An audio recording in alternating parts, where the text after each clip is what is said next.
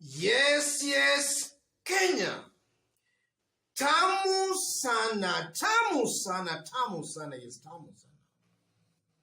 You will largely agree with me that of late, William Ruto and his team are finding it a little bit hard to address Kenyans in their public rallies. Some few days ago, William Ruto and his Oda Brigade were in Bomet. And ironically, all leaders who are trying to drum up support for Oda candidates in Bomet never found it very easy. They had a rough time trying to convince Bomet residents to support Oda candidates. That was some few days ago. And also in the recent past, we have also seen William Ruto being rejected by Kenyans across the board. In some instances, he's also being forced to actually cut short his speech. So today, William Ruto was in some parts of the city, Nairobi, Easleigh to be specific. And some of his foot soldiers found it a little bit hard to address residents. Yes. So in this video, I want us to actually understand why is it that of late, William Ruto is finding it hard to convince or to address Kenyans. That's our analysis and a discussion right now. And before we dwell into that analysis, let's just have a look at this short clip of the kind of treatment Karen Nyamu was given earlier today in Easleigh. Have a look at this.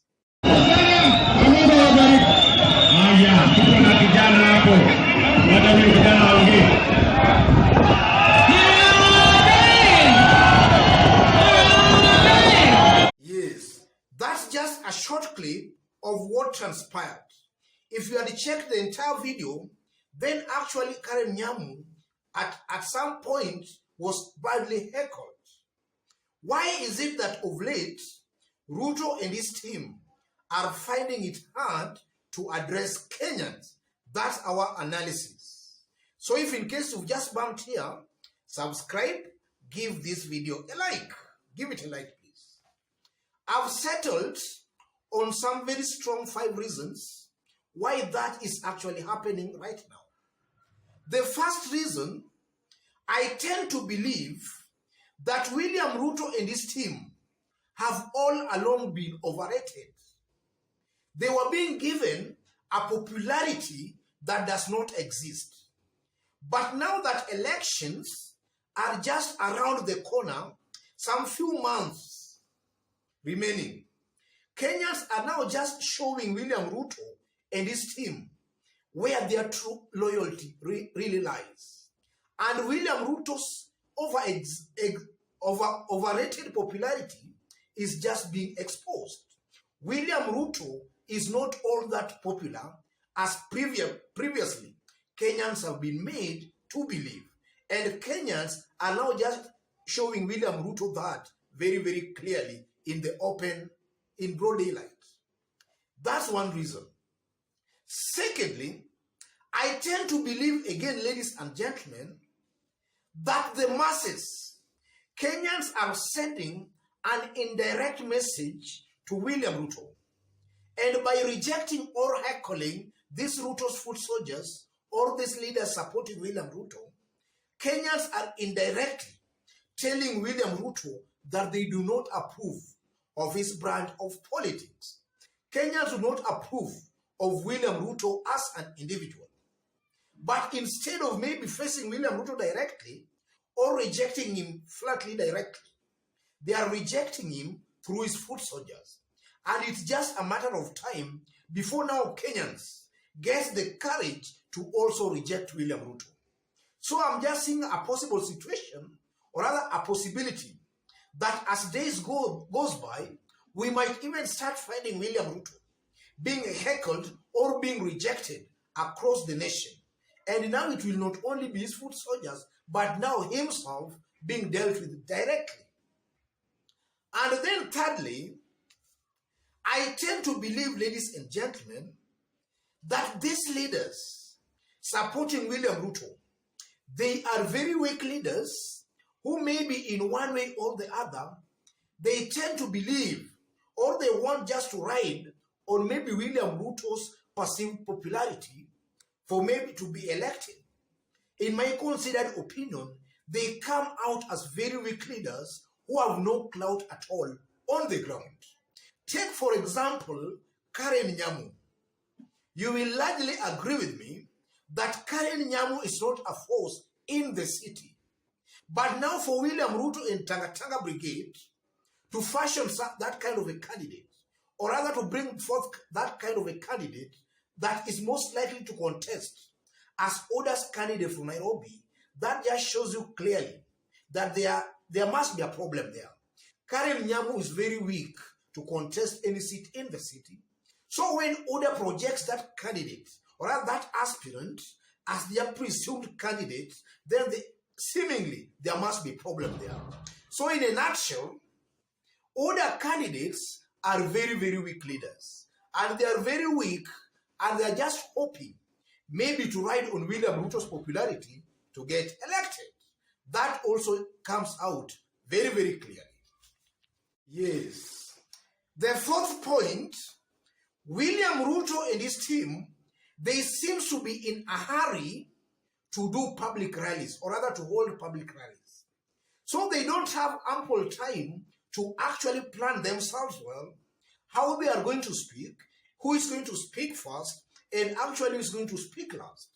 So in my considered opinion, all this heckling we have been seeing recently in William Ruto's rallies is also a sign that Ruto and his team, they might be in a hurry to hold public rallies, and they don't have time to plan well those public rallies. They don't have time to mobilize well for those public rallies. That also just explains why in most of their rallies of late, they are actually being heckled.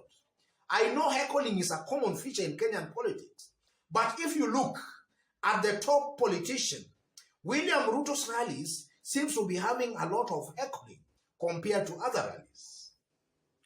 And then finally, I tend to believe again that Kenyans are also telling William Ruto that they don't understand his politics. You know, William Ruto is in government. The same William Ruto has been in government since 2013. In fact, in their first term, William Ruto was acting more or less as a co-president. But listening to William Ruto going around the country, he's giving some promises. He's talking about the hustlers versus dynasties. He's talking about the bottom arms, what he will do if elected as the president. The question now begs, for almost all these 10 years, why has he not done anything that can show Kenyans that he's actually serious about the things he's promising to do? They made promises in both 2013 and also in 2017. But some of those promises, if not almost all of them, they have not fulfilled them. How will Kenyans now trust William Ruto that he will fulfill the promises he is currently making? I tend to believe in one way or the other. Some Kenyans are just agitated as a result of that. So anytime they get an opportunity, maybe to heckle or to disapprove any leader in Tanga, they will do that because in the first place, they don't understand William Ruto's brand of politics. They don't understand all this thing called bottom arms. William Ruto has not come out clearly to explain to them what this bottom up is all about. He's just telling them mama boga, kutoka chini mpaka juu. But he has not come out clearly to explain to Kenyans what is all that about. He has not come out to explain to Kenyans why he has not fulfilled on the promises he made to them, yes, in all these almost 10 years. So, ladies and gentlemen, I believe that those are just some of the reasons why Kenyans largely of late have actually been heckling and disapproving of William Ruto and his Tanga team. Yes, I believe those are the main reasons. There might be others anyway.